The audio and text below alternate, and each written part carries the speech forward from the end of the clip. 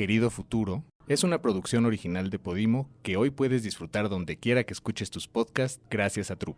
Si quieres descubrir cientos de producciones originales, descarga Podimo, donde te esperan miles de audiolibros y la mejor experiencia de entretenimiento en audio. Podimo, la principal plataforma de podcast y audiolibros en español.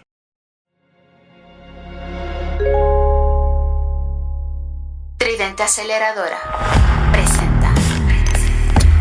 I've never been more hopeful about our future. We can definitely travel into the future. Querido Futuro, con Gabriela Barkentin. Desdoblando el futuro, con información, historias y análisis. Antes no sabemos qué vamos a hacer dentro de unas horas. We see what can't be. Querido Futuro, con Gabriela Barkentin. Querido Futuro es un podcast producido por Radiopolis Podcast, en exclusiva para Podimo, la principal plataforma de podcast y audiolibros en español. Advertencia. Este episodio de Querido Futuro está hecho toditito, con inteligencia artificial. ¿Qué de lo que escucharán ¿Es cierto? ¿Es falso? es humano? ¿Es artificial? ¿Cuándo mi voz será mi voz? ¿O mi voz será la voz de otra voz? Conste. Se les advirtió. Se les advirtió.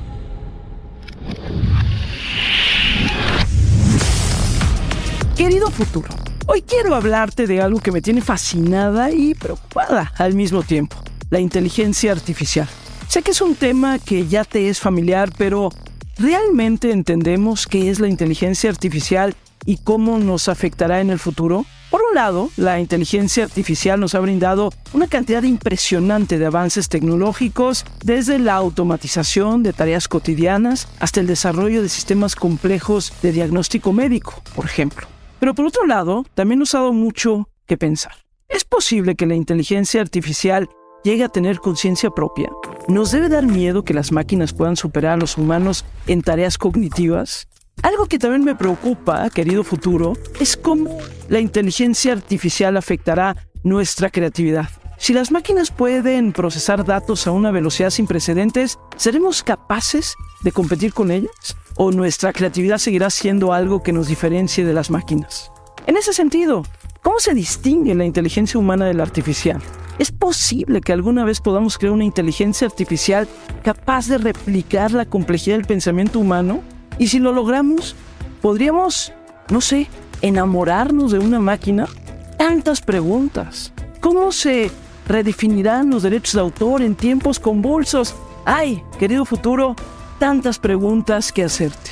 A medida que la inteligencia artificial continúa evolucionando a un ritmo vertiginoso, es importante que nos preparemos para lo que viene, ¿o no?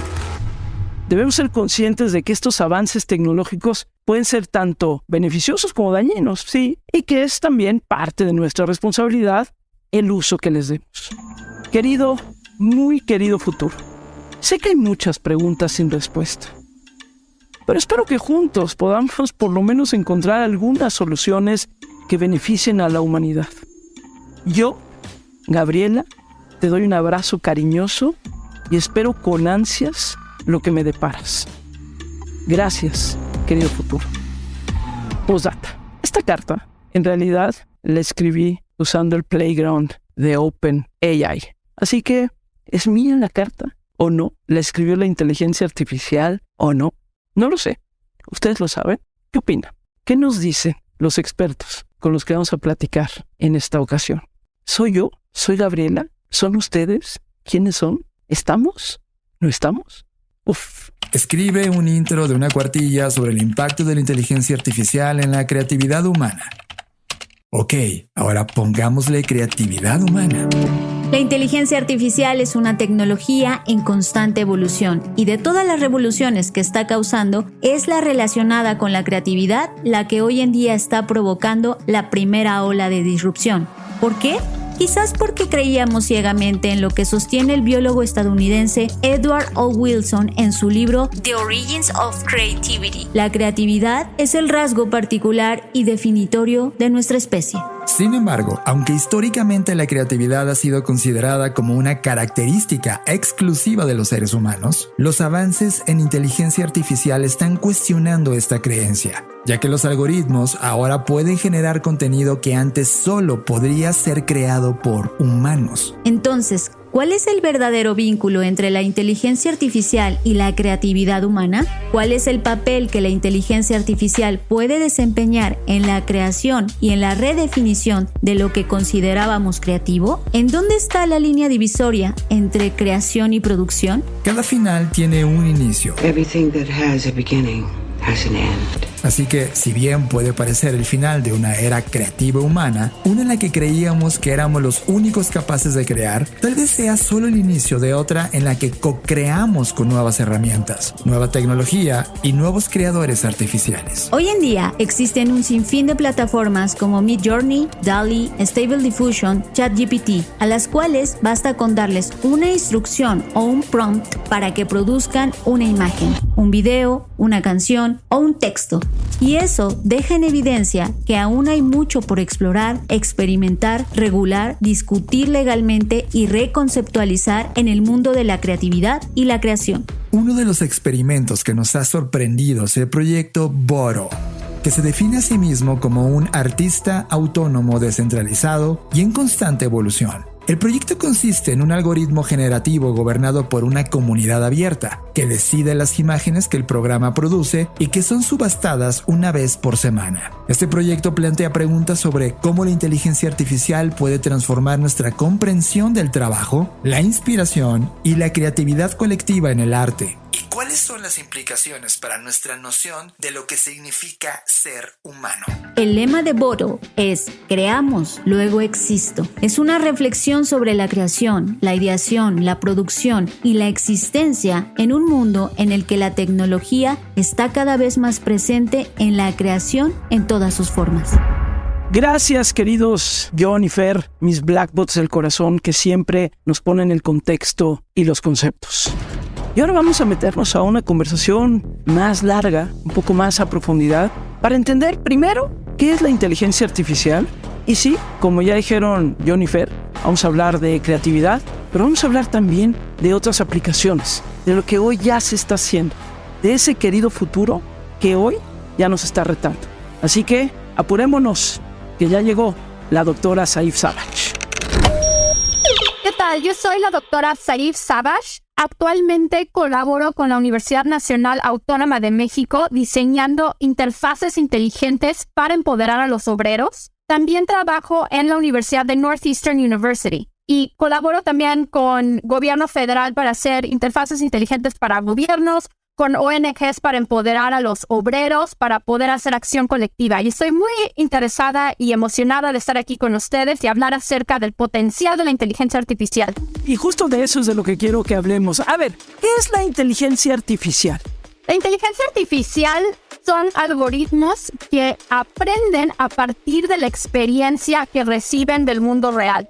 Son algoritmos con lo que aprenden solos por su cuenta a partir de lo que van viendo en el mundo. Entonces, por ejemplo, puedes tener un algoritmo que de pronto está en el mundo y empieza a aprender que ciertos objetos son gatos, perros, y a partir de ahí, por ejemplo, puedes tener un clasificador que pueda reconocer objetos que hay en tu casa y a lo mejor guiarte y decirte, oye, tu perro no tiene comida. Son básicamente algoritmos que aprenden de la experiencia. Eso es la inteligencia artificial. Primero, ¿cómo traducirías la palabra algoritmo para alguien que le suena como una cosa muy ajena? Un algoritmo es un lenguaje con el cual te puedes comunicar con la computadora. Entonces, a la computadora le das instrucciones y eso es tu algoritmo. Y entonces, este algoritmo, el algoritmo de la inteligencia artificial, lo que hace es que aprende a partir de la interacción que tienes con el algoritmo. Así es. Entre más uso yo el algoritmo, más aprende y por lo tanto más puede hacer lo que yo quiero que haga. Así es. ¿Y por qué estamos hablando ahora tanto de inteligencia artificial? ¿Qué es diferente en este momento? Somos la primera generación en la cual la inteligencia artificial ahora está tomando por primera vez decisiones que antes tomaban los humanos. Por ejemplo, ahora se utiliza inteligencia artificial para decidir qué candidatos vamos a entrevistar, qué candidatos no vamos a entrevistar. Incluso los jueces federales están usando inteligencia artificial para tomar sus decisiones. Por ejemplo, ¿sabes qué? A estas personas vamos a considerar a ciertos crímenes, a estas personas para estos otros crímenes y con base a eso vamos a dar ciertas sentencias. Todas estas decisiones antes siempre se tomaban por los humanos. Ahora tenemos a una inteligencia artificial que está ayudando en las decisiones. Entonces, dado la gravedad que puede existir que una inteligencia artificial tome ese tipo de decisiones, por ejemplo, puede significar que alguien esté en la cárcel por vida o incluso alguien no pueda tener acceso a ciertos trabajos, es crucial que pensemos en cómo diseñamos la inteligencia artificial de un modo justo y que minimice los daños hacia ciertas poblaciones, especialmente las poblaciones vulnerables. Pero eso, a ver, ¿cómo? Por ejemplo, dices el tema de si a través de la inteligencia artificial aplicada, por ejemplo, para el tema de quiénes deben de permanecer en la cárcel y quiénes no. Entonces, me imagino que, se consideran una serie de parámetros para en un momento dado que se tome esa decisión y entonces arroja, digamos, algunos resultados que dice fulano A, Z y B son los que, por ejemplo, pueden salir de la cárcel. ¿A qué te refieres con hacerlo más justo? ¿En qué parte la inteligencia artificial podría no ser justa o podría provocar discriminación incluso o la exclusión de ciertos grupos, doctora? El problema es que la inteligencia artificial puede ser entrenada con datos que están sesgados. Entonces, por ejemplo, puede ser que la inteligencia artificial haya sido entrenada en donde una mayoría de personas que vienen de comunidades indígenas son usualmente encarceladas por décadas.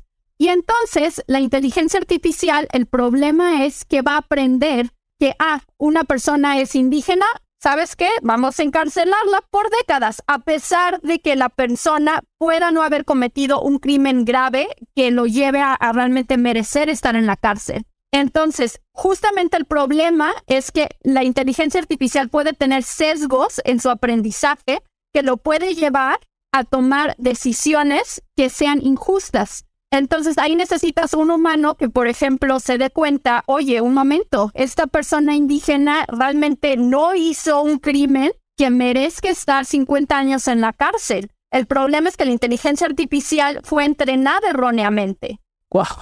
Eso es increíble, pero a ver, esto significa entonces que la inteligencia artificial, para que sea lo más óptima posible, requiere del entrenamiento humano constante. Es decir, la inteligencia artificial al final sí requiere de la inteligencia no artificial, la inteligencia humana. Así es, ese es un gran punto. El mejor modo para atacar los sesgos de la inteligencia artificial es involucrar a más humanos y a más variedad de humanos. Por ejemplo, un humano que pueda decir, oye, a ver, un momento, las personas de la comunidad indígena están siendo encarceladas erróneamente por este algoritmo. El problema es que justamente muchas veces no se involucran a diferentes personas y entonces son sesgos que no lo ven. Por ejemplo, Amazon recientemente creó un algoritmo de inteligencia artificial que decía quiénes iban a poder recibir una oferta de trabajo de Amazon. Tomó los 10 años de los CVs que tenía y con base a eso entrenó una inteligencia artificial para poder detectar quiénes sí merecían trabajar en Amazon y quiénes no. Lo probaron, pensaron que estaba increíble su algoritmo y lo sacaron al público. Rápidamente las personas se dieron cuenta que su algoritmo automáticamente rechazaba a las mujeres que aplicaran para trabajar a Amazon. ¿Qué fue lo que pasó? Su algoritmo fue entrenado con datos sesgados y el problema era que todos los desarrolladores, la mayoría no eran mujeres y entonces no vieron su error, no vieron el sesgo que estaban creando con su algoritmo de inteligencia artificial. Entonces, efectivamente, como mencionas, Gabriela, entre más personas involucradas en la inteligencia artificial que puedan estar detectando errores y levantando la voz, es el mejor modo de atacar los sesgos que puede tener la inteligencia artificial. Oye, a ver, doctora, ¿y esto que brinca, digamos, al escenario, a las noticias, este ChatGPT, qué es? ¿Por qué de pronto se vuelve algo, digamos, como tan popular dentro de que sabemos que aún es de nicho, pues, pero que se vuelve algo tan popular? Mira, el chat es un chatbot, se puede decir que es un chatbot que fue desarrollado por OpenAI. Fue entrenado con una gran cantidad de texto, como muestras de texto de todo el internet y libros, y a partir de ahí puede crear respuestas a preguntas que le hacen.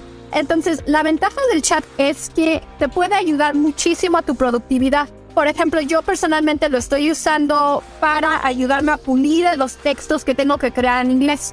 puedes asumir que ayuda a democratizar una gran parte del trabajo. Por ejemplo, a lo mejor personas de élite eran los que tenían acceso a ciertos asistentes que les podrían ayudar a buscar cierta información, asistentes que los pudieran ayudar a editar sus textos. Ahora tienes una inteligencia artificial que, con base a una gran cantidad de textos y conocimientos, fue entrenado para dar respuestas a estas preguntas. Entonces, yo personalmente lo veo como una gran herramienta democratizadora para el futuro del trabajo. Dentro de la UNAM, una cosa que estamos haciendo es usar ChatGPT para pensar en cómo se podría usar para la acción colectiva de los trabajadores. Por ejemplo, los trabajadores, cuando quieren organizar activismo, quieren organizar campañas a favor de, por ejemplo, decir, necesitamos que nos paguen más dinero. Por un lado, a lo mejor van a necesitar crear campañas, contenido para redes sociales. Crear ese contenido, pues te toma tiempo, ¿no? O sea, tienes que estar pensando, a ver, ¿qué va a decir mi tweet para motivar a las personas a que participen en mi campaña? Ahora los trabajadores pueden usar ChatGPT y decir, a ver, créame un tweet que invite a las personas, que invite a otros trabajadores que están trabajando a lo mejor en Luz y Fuerza, a que vengan a participar en la marcha que vamos a hacer el sábado. Así, tú no tienes que preocuparte ya de nada. El ChatGPT te puede generar un tweet y tú ya lo puedes usar para tu campaña. Asimismo, por ejemplo, supongamos que tienes un trabajador, un mesero, que su empleador, el restaurante, lo está obligando a trabajar de más horas y no sabe qué hacer. Lo están obligando a trabajar de más y no le están pagando extra. El trabajador, el mesero, puede usar ChatGPT para preguntarle, oye, disculpa, me están obligando a trabajar muchas horas. ¿Qué puedo hacer? ¿Hay algo que puedo hacer? Y ChatGPT, de hecho, le está dando respuestas sobre legalmente qué soluciones pueden hacer para abordar ese problema. Nuestra meta ahorita en la UNAM, lo que queremos hacer es justamente crear cursos para que los obreros sepan cómo usar este nuevo tipo de inteligencia artificial para luchar por sus derechos y para luchar por activismo. A ver, interrumpo unos minutos a la doctora Savage. Ahorita vamos a volver con ella porque nos falta todavía una buena parte de esta conversación. Pero ya saben que en este podcast, además de presentarles pues el conocimiento que nos comparten los entrevistados y un poco cachondearnos al futuro, pues también me gusta poner manos a la obra. Y en estos momentos estoy viendo pasar frente a mí al doctor Claudio Flores Thomas, CEO de Altazor Intelligence, que es un clavadazo en la inteligencia artificial. Y veo que ya se sentó frente a su computadora y ahí anda tecleando, así que literal me le voy a acercar. Querido Claudio, a ver, ChatGPT, o ¿cómo se llama esta madre que tienes frente a ti? Se llama OpenAI o Open Artificial Intelligence. ¿Pero no es lo mismo que el ChatGPT? Es un formato distinto porque tiene un playground, que es como un lugar para jugar con la propia inteligencia artificial, haciendo procesos más sofisticados que interactuar en un chat. Bueno, como no tengo la más pálida idea de lo que me está diciendo Claudio, tenemos aquí enfrente la computadora. A ver, teclea tantito para que oigan. ¿Sí? ¿Qué? Vamos a escuchar, vamos a preguntar. ¿Qué estás preguntando? ¿A qué te pareces más? ¿Al Mago de Oz o a el Oráculo de Delfos? A ver, vamos a... A ver, 3, venga, teclale. Ajá. Lo que estamos viendo es una pantalla, se dan de cuenta como un recuadro donde estás teclando. Ahora, ¿qué me está diciendo? Dice, me parezco más al Mago de Oz, ya que soy una persona más creativa e imaginativa que racional y práctica, como el Oráculo de Delfos. Ay, cálmate. Ahora, a ver, ¿y esto de qué te sirve, Claudio, neta? ¿De qué te sirve? Mira, quienes estamos en temas de análisis de datos, nos sirve mucho para eso, para generar extracción de datos, interpretación y hacerlos estrategia. Pero a mí me gustaría invitar a las personas a que prueben la inteligencia artificial para usos más cotidianos. Es muy divertido interactuar con ella. Ahorita que llegaste estaba yo muerto de la risa porque le pregunté las 10 cosas que siempre quise saber acerca del sexo y no me atreví a preguntar, y me dijo cosas muy lindas. Híjole, ¿y viniendo de ti? Sí, bueno, yo no les voy a decir, pero Claudio tiene sus habilidades, sus asegúnes. A ver, entonces, échate una pregunta de esas calientonas.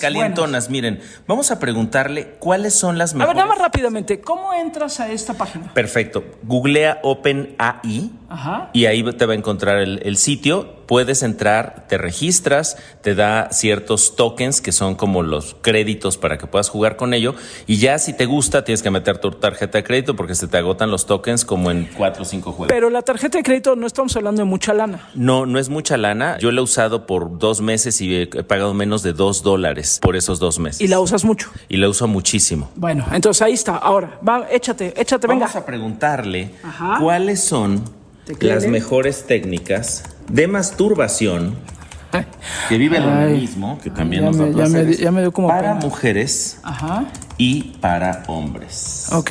Creo que es una buena pregunta, nada más que hay que escribir bien las Yo cosas. ya tengo la respuesta. Perrushki. Miren, vamos a ver qué nos dice. Para mujeres: 1. Usar los dedos para estimular el clítoris. 2. Usar un vibrador. 3. Usar un masajeador de clítoris. 4. Usar lubricantes para mayor comodidad. 5. Usar guantes de seda para estimular el clítoris. Y hay otras 5. Y para hombres: usar los dedos para estimular el pene, usar un consolador, usar lubricantes para mayor comodidad, usar guantes de seda para estimular el pene, usar una almohada para estimular el pene. Mira, es interesante, usar el baño para estimular el pene con agua. ¿Y la almohada para qué? Pues la almohada supongo que para frotarte con ella, mi querido. Está bien, ¿no? Estamos hablando de inteligencia artificial. Ok, bueno, muy bien. Pero tiene cosas muy prácticas, Gaby. A ver, por ¿cómo ejemplo, te dio hipo. ¿Qué tal si le preguntamos cómo me quito el hipo? A ver, venga, sí. Para quitar el hipo puede intentar realizar algunas de las siguientes medidas: beber un vaso de agua fría, intente respirar, intente aguantar la respiración durante 10 segundos, intente tragar saliva repetidamente, intente beber desde la parte opuesta de una cuchara, intente masticar una pastilla de menta, intente respirar profundamente y luego exhalar. ¿Y el hilo rojo? Y el hilo rojo no está, fíjate. No está el hilo rojo. Oye, pero a ver, bueno, una más. Una más. ¿Qué tal si le preguntamos cómo puedo saber si mi pareja está satisfecha? Porque también eso lo sabe la inteligencia artificial. Ajá. Venga, ok, luego. Vamos a ver qué nos dice. Dice así: la mejor forma de saber si tu pareja está satisfecha es hablar abiertamente con ella. Pregúntale directamente cómo se siente y si hay algo que puedas hacer para mejorar su relación. Está un poco mojigato. Escucha sus opiniones sin juzgarlas y demuéstrale tu compromiso con la relación. Oye, a ver, está buenísimo, pero nuevamente la pregunta, Claudio, es ¿para qué te sirve? Además de este tipo de preguntas. Mira, yo creo que es una especie de Google con esteroides. Es decir, no solamente recupera distintas fuentes de información, sino también te propone interpretaciones con base en esas fuentes de información. Por ejemplo, traduce mejor que Google, ¿no? ¿Por qué? Porque utiliza todos los recursos de la inteligencia artificial para entender mejor el texto que está traduciendo y convertirlo en el texto que a ti te interesa leer. Otra de las cosas que puedes hacer si no hablas otro idioma es utilizarlo para meter artículos o fuentes que te interesa leer y entonces convertirlas ahí a tu idioma y poder usarlo. Pero a ver, por ejemplo, tú que eres académico también, Claudio, si alguien te entrega un ensayo escrito ahí, ¿cómo sabes que es tuyo, no es tuyo, o es de la persona que lo escribió, o no importa? Es una pregunta que de repente me asalta. Es una gran duda, incluso parte de las cosas que pasa cuando esto se lo muestras a estudiantes es que dicen, wow, no voy a tener que hacer nunca más un control de lectura, ¿no? Pero eso también, el problema es saltarte el aprendizaje. Yo creo que es muy fácil detectar hoy con las propias herramientas tecnológicas si tienes un texto generado por inteligencia artificial. Ya hay fuentes, solo tienes que googlear detectores de inteligencia artificial en redacción de texto. Hay como 8 o 9 opciones que puedes probar y ellas sí son capaces de detectar si el texto está generado por inteligencia artificial. ¿A ti te emociona esto? A mí me emociona mucho. Yo quisiera incluso, pues una de las predicciones para el 2030 es que vamos a ser humanos superinteligentes, quienes tengamos el acceso a estas tecnologías. Hay que entender que mucha gente no lo tiene, pero quienes tengamos eso vamos a ser humanos superinteligentes porque vamos a poder incorporar ya la inteligencia artificial más como un cyborg, como un cerebro auxiliar que nos va a estar ayudando a tomar decisiones, a entender riesgos, a ver cómo viene el día y hacer nuestra chamba. Y antes de dejar a Claudio que siguiera trabajando, nos pusimos a comentar un poquito sobre lo que la inteligencia artificial considera son peligros para la humanidad. Y luego le dije, oye, ¿y si le preguntas si la inteligencia artificial es un peligro para la humanidad? Esto nos contestó. ¿Eres una amenaza para la humanidad? ¿La humanidad? O sea, como Skynet. Está buenísimo. Ajá, vamos a ver. ¿Qué te dice? No soy una amenaza para la humanidad. Cálmate. Déjame ponerle en serio. Ajá, no, pero... A ver, en serio, ahí le seguimos. Ya nos estamos enganchando aquí con estos. A ver qué dice, en serio. ¿Y qué te contesta? Sí, en serio. No soy una amenaza para la humanidad. Me encanta el ego. Cálmate, pero bueno, gracias, Claudio. Muchas gracias, un placer estar aquí contigo, Gaby. ¿Quién iba iba a decir que la máquina dotada con el mismo espíritu del hombre no merecía ser escuchada. Bueno, gracias, doctor Claudio Flores Tomás, y regreso con la doctora Savage. Y nos quedamos, si lo recuerdan, con el uso de la inteligencia artificial para el empoderamiento de grupos sociales y de manera específica para el empoderamiento obrero. Así que, retomo. Y vamos.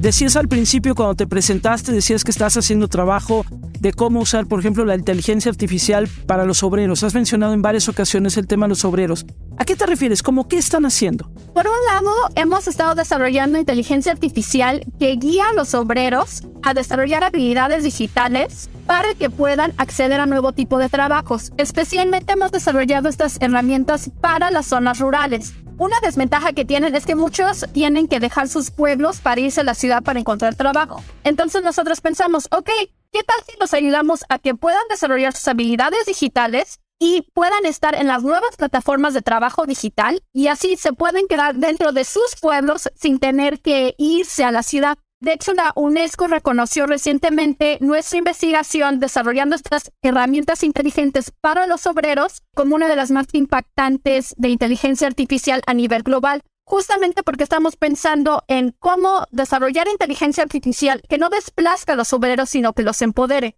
También, por ejemplo, muchos están pensando en que ChatGPT va a afectar a los obreros, les va a quitar el empleo. Nosotros, en cambio, estamos pensando, a ver, ¿cómo podemos utilizar estas herramientas para empoderar a los obreros? Es como un mundo muy peculiar, doctora, porque seguramente, bueno, a ti te ha sucedido, yo que soy mucho mayor que tú. Cuando empezaba yo a dar clases en la universidad y hablábamos, por ejemplo, de temas de tecnología y cómo acercar, digamos, cómo meternos a temas que tenían que ver con Internet, con el mundo interactivo, etcétera. Siempre estaba este asunto de, es que esto solo es para un sector, como para la élite, pero esto nunca estará al alcance de sectores más populares, digamos, ¿no?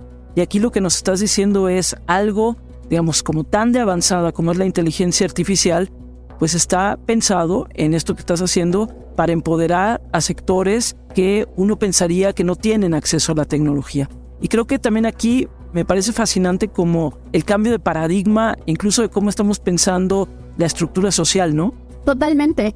Y de hecho, algo a considerar es que en realidad esa tecnología sí ha sido creada para élites, pero creo que justamente la oportunidad de innovación está en nosotros ahora pensar, ok, ¿cómo podemos hacer que esta tecnología se acerque a otro tipo de clases sociales, por ejemplo, de los obreros? Entonces creemos que ahí hay una gran oportunidad y justamente desde nuestra perspectiva la UNAM tiene una gran ventaja en el aspecto que, por ejemplo, nuestras clases de ingeniería no solamente tenemos clases técnicas, sino también tenemos muchas clases sociales, en donde podemos pensar cómo podemos acercar esta tecnología hacia otras clases sociales utilizando mucha teoría social. Entonces, en nuestra investigación conectamos mucho con humanidades.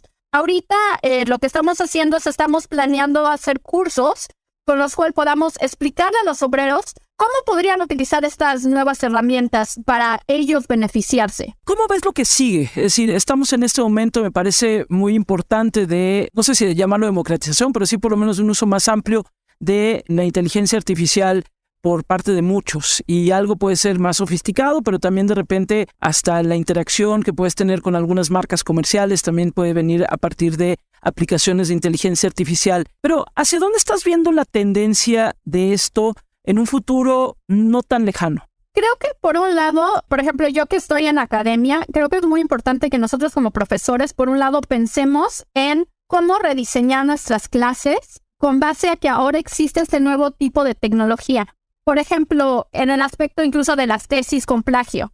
Ahorita con ChatGPT es muy posible que tú le metas un texto y le dices, ay, cámbiame las palabras, dale un nuevo orden para que no sea nada más un copy-paste. Entonces, justamente ahora, por ejemplo, si estamos pensando incluso en plagios, necesitamos considerar que estas tecnologías existen. Entonces, yo, por ejemplo, personalmente estoy cambiando el modo en el cual hago mis materias, en el cual enseño, dejo tareas. Y creo que hay mucho valor en pensar en cómo podemos hacer que todos sean más productivos con estas nuevas tecnologías y también pensar en el futuro del trabajo con estas nuevas tecnologías. Por ejemplo, los programadores. ChatGPT también te ayuda a generar código. Entonces, como ingeniero en computación o ingeniera en computación, es muy importante que utilices este tipo de herramientas justamente para que tú no te quedes atrás. Entonces, creo que por un lado, en el futuro es importante pensar en cómo cambia nuestro modo de trabajo con la existencia de estas tecnologías y cómo las debemos de integrar de un modo eficiente en el salón de clases e incluso dentro de las oficinas de trabajo. Hey, it's Ryan Reynolds, owner of Mint Mobile. We're always looking for ways to save you money. So this year, we're kicking things off with an ad that I created using ChatGPT, the AI technology. Saif, ¿hay algo que preocupe? Por ejemplo, hay personas que dicen, entonces la inteligencia artificial va a acabar con la humanidad, va a tomar por asalto a la humanidad. Estoy exagerando a propósito, pero hay como este temor casi del Frankenstein, ¿no? De decir, creamos algo que tal vez se vuelve autónomo y que tomará decisiones más allá de lo que nosotros queramos. ¿Hay un lado negativo de esto de lo que estamos hablando? Sí, y creo que es muy importante estar consciente de los sesgos que tiene esta tecnología. Por ejemplo, ChatGPT ahorita está programado para no hablar de ciertos temas controversiales.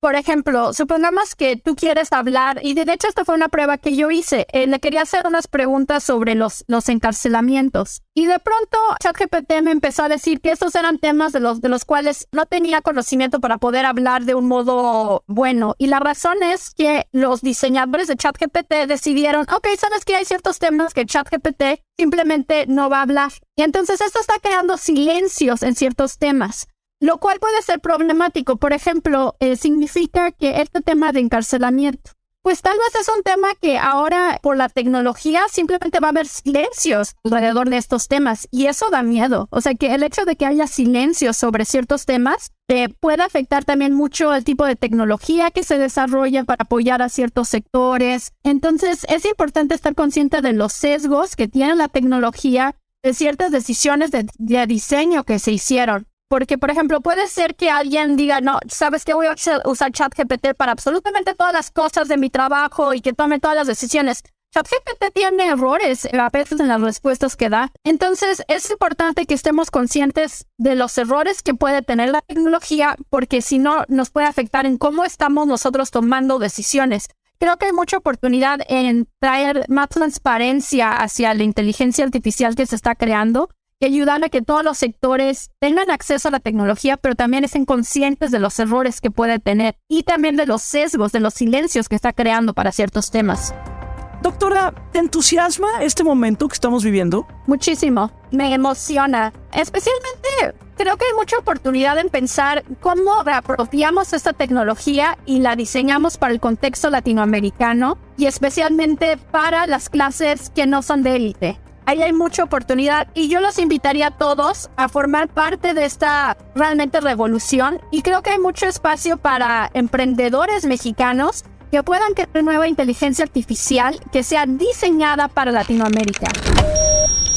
Muchas gracias, querida doctora Saif Savage, por todo lo que nos enseñaste. Yo aprendí mucho, la verdad, de lo que es la inteligencia artificial, pero también lo que podemos hacer con ella en temas de empoderar de una manera mucho más creativa a los diferentes grupos sociales. Y ahora nos vamos hasta España, porque vamos a hablar con una creadora, con una artista, con una música, con Malin Sin Cortés. Y van a ver lo que nos trae Malin Sin de ella, cómo echa mano de la inteligencia artificial para la creación, sí, musical y otras más. Así que vámonos hasta Madrid.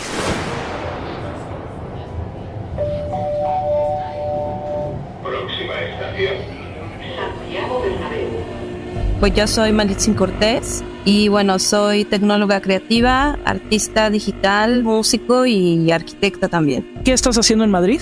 Vengo justo a unos laboratorios que se llama el Sublime Metabólico, que está reflexionando en torno a las ciudades, a la inteligencia artificial, al papel como de los arquitectos y de los ciudadanos hacia los entornos futuros, ¿no? Y la sustentabilidad. ¿Qué es para ti la inteligencia artificial, Mali? Para mí la inteligencia artificial es como una gran posibilidad de poder entrenar sistemas complejos. ¿Y a ti en qué te sirve como creadora que eres?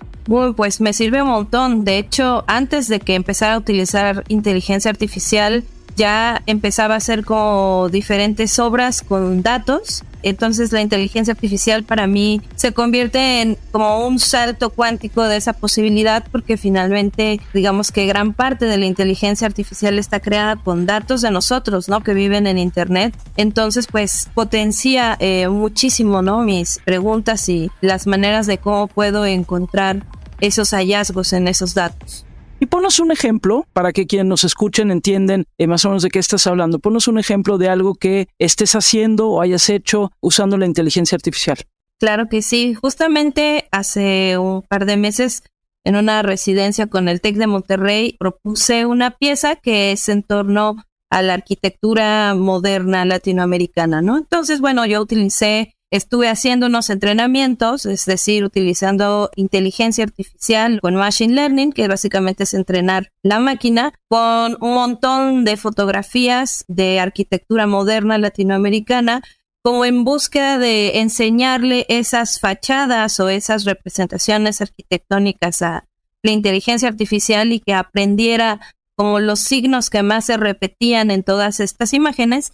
Y bueno, al final este algoritmo lo que me creó pues fue un montón de propuestas pues bastante híbridas de lo que entendió, de lo que aprendió de estas imágenes, y a partir de eso pues yo creé una especie de representación, una especie de maqueta que podría decirse como una arquitectura especulativa o un resumen de ese momento moderno en la arquitectura de este lado del continente. Y hay otras aplicaciones, sé que por ejemplo has trabajado también esto que se llama Live Coding, Live Cinema. ¿Qué es esto, Mali? Live Coding es una práctica que involucra programar en tiempo real para hacer música, también para hacer visuales y diferentes otras expresiones artísticas. Y bueno, al principio pues el Live Coding no estaba relacionado directamente con la inteligencia artificial, era más bien una práctica donde se utiliza programación y toda esta como escuela de la música algorítmica para poder hacer conciertos en vivo. Pero bueno, justo ahora también por su origen que es generativo,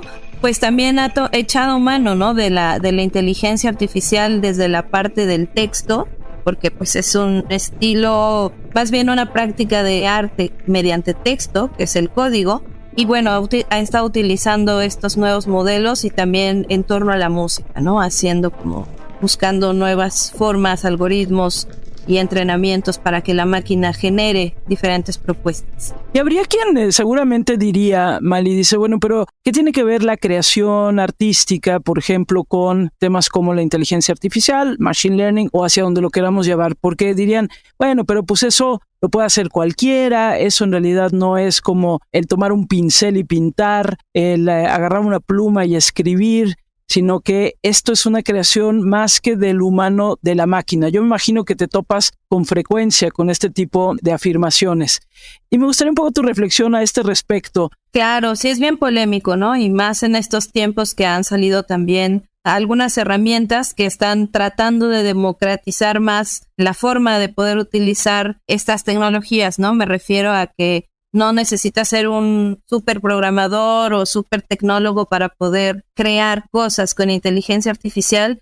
Bueno, desde mi punto de vista, yo creo que primero pues tenemos como un sesgo ideológico muy fuerte, ¿no? Hacia pues la máquina que pudiera llegar a pensar, y no solo pensar, sino que pudiera llegar a crear, o sea, ese campo que solamente es para los humanos, ¿no? Y bueno, yo lo encuentro bastante contrario, porque las computadoras las creamos nosotros y los datos y las inspiraciones, por llamarlo de alguna manera, o lo que la computadora está creando, pues son bases de datos de cosas que hemos hecho los humanos. O sea, realmente la máquina está tomando un montón de imágenes o de sonidos o de texto. Entonces creo que realmente, más que verlo como desde el punto de vista que el sci-fi nos ha mostrado, ¿no? Como de siempre las máquinas van a ir en contra de nosotros, creo que más bien son unas herramientas tremendas, ¿no? Son unas formas muy sofisticadas de poder ayudarnos a imaginar diferentes cosas, a crear. No solamente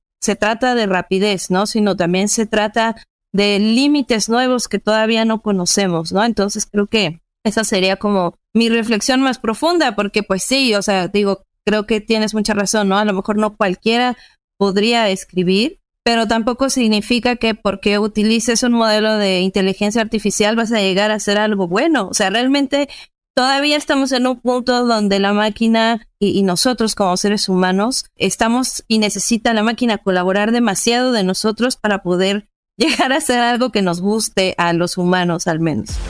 ¿Te entusiasma el futuro? ¿Te entusiasma lo que ves, lo que estás explorando ahorita? Sí, muchísimo. La verdad es que no lo voy a negar. También me asusta, me asusta un montón. De hecho, justo a este laboratorio en el que me invitaron, el Media Lab, pues siempre estamos reflexionando como en estos retos tan grandes que tenemos acerca de, pues, de la crisis climática, las políticas, que todavía hasta estos momentos de la humanidad, pues hay no solo una, sino varias guerras por ahí en el mundo, ¿no? Que parecen súper irracionales a veces, pero me parece, o sea, a mí me entusiasma mucho lo que está sucediendo, porque como que sí tengo esta ilusión de que si como humanos no podemos resolver todo, a lo mejor con una tercera inteligencia, tal vez sí podríamos llegar a entender mejor nuestra propia humanidad, ¿no? Y proponer otro tipo de caminos posibles. La discusión sobre el futuro de la creatividad artificial y su relación con la humanidad es crucial en nuestros tiempos, aunque es difícil predecir si ocurrirá o cuándo se producirá una singularidad. ¿Una inteligencia artificial general consciente de su existencia y superioridad frente a la humanidad? Es importante reflexionar sobre los riesgos y oportunidades que esto conlleva.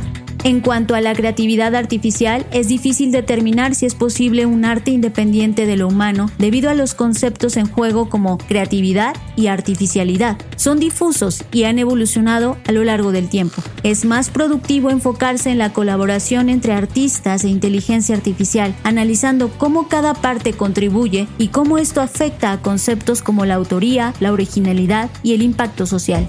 La inteligencia artificial puede ser utilizada como una herramienta para mejorar nuestra creatividad en lugar de reemplazarla. Al utilizar la tecnología de esta manera, podemos intervenir en el futuro que deseamos y aumentar nuestra curiosidad y exploración a través de la creatividad. Al final del día, la creatividad con inteligencia artificial es una forma de expresar nuestra propia creatividad humana. En un futuro imaginario, podríamos ver la creación de géneros propios por parte de la inteligencia artificial, como ocurre en el cuento de Stanislaw Lem, de Siberia. El autor polaco se sitúa en un futuro en el que las máquinas han superado a los humanos en términos de creatividad y han inventado su propia literatura. Este escenario transhumano de máquinas creando para sí mismas todavía se encuentra en el terreno de la ciencia ficción, pero algunas obras de arte que implican la inteligencia artificial ya juegan con esta nueva y ajena voz, ofreciendo un poderoso recurso estético para seguir explorando. Estos ejemplos nos dejan vislumbrar la verdadera oportunidad que tenemos a partir de hoy y hacia el futuro. Veámoslo de la siguiente manera. Todo lo que el ser humano ha creado es artificial. Por lo tanto, el siguiente paso lógico en la evolución de la inteligencia artificial es que ésta se convierta en creatividad artificial, lo cual podría significar que en lugar de considerar a estas inteligencias única y exclusivamente como herramientas de ayuda a los creadores humanos, podríamos verlas como entidades creativas en sí mismas. Al final del día, la creatividad computacional, otra forma de llamar a la creatividad artificial, es un esfuerzo multidisciplinario que se encuentra en la intersección de los campos de la inteligencia artificial, la psicología cognitiva, la filosofía, las artes, la antropología y otras tantas disciplinas. Por lo tanto, nos encontramos en un punto de no retorno. Uno, en donde si bien la implementación de la inteligencia artificial en la creación requiere de una supervisión cuidadosa y un escepticismo crítico, quizás la verdadera pregunta a plantear es si esta tecnología representa una amenaza para la diversidad cultural o si por el contrario es una herramienta valiosa para gestionar y potenciar esta complejidad. Si bien es importante no caer en la tentación de confiar ciegamente en la inteligencia artificial y no debemos olvidarnos de la importancia del esfuerzo humano, es un gran momento para dejar de pensar en la sustitución y comenzar a explorar más sobre la colaboración y la co-creación entre inteligencia artificial y humanos. Para más información te recomendamos ver en YouTube el mini documental de creación del proyecto The Next Rembrandt. una obra realizada en 2016 por algoritmos y análisis de datos para generar, crear, recrear, simular artificialmente, por medio de inteligencia artificial, un nuevo cuadro del pintor holandés Rembrandt. We want to bring this innovative spirit to our sponsorship of Dutch art and culture. El libro Arteficial, Creatividad, Inteligencia Artificial y Derecho de Autor, de la autora Micaela Mantegna. Y el artículo Creatividad Artificial en la página blackci.rocks. Sin duda, estamos en un gran momento en donde nos toca reconceptualizar un futuro creativo que exploraremos y co-crearemos juntos, algoritmos y humanos. Nos vemos en el futuro.